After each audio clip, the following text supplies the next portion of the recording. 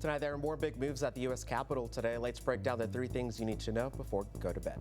Number 1, President Trump is pressing ahead with his plan for trying to end the nearly 3-year-old war in Ukraine.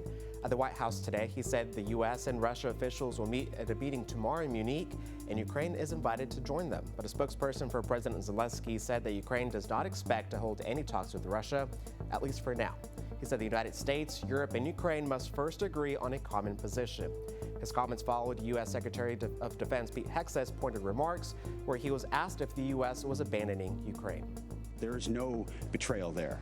There is a recognition that the whole world and the United States is invested and interested in peace, a negotiated peace. As President Trump has said, stopping the killing.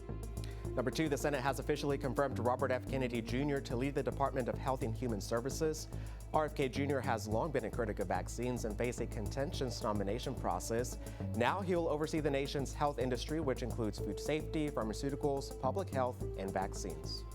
And number 3, President Trump signed an executive order that will determine reciprocal tariffs on U.S. trade partners. This will charge countries the same tariffs they levy on the U.S. and could cause already high prices to rise. Economists have said, time and time again that tariffs do end up being a bit of a short-term and potentially long-term effect on things like inflation. And obviously that affects price levels that we see on the consumer level.